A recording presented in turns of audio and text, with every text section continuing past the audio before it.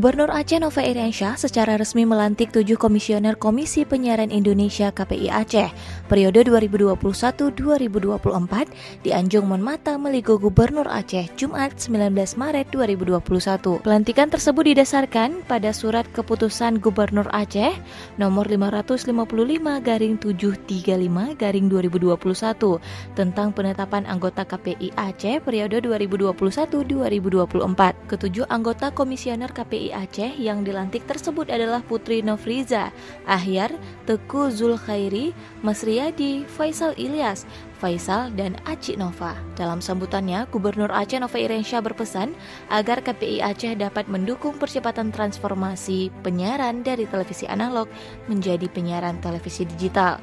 Hal tersebut sangat penting untuk mendukung program Presiden Joko Widodo dalam analog switch off atau ASO 2022.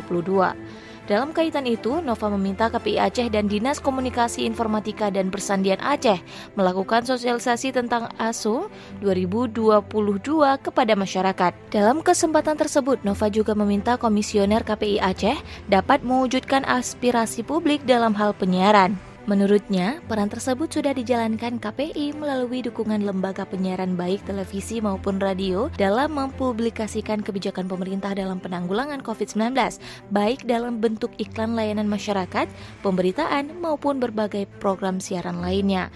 Sementara itu, salah satu komisioner KPI Aceh yang dilantik, Mas Riyadi, mengatakan pihaknya akan fokus mendukung program analog switch off yang dikeluarkan Presiden dalam rangka mendorong transformasi penyiaran dari televisi analog menjadi digital.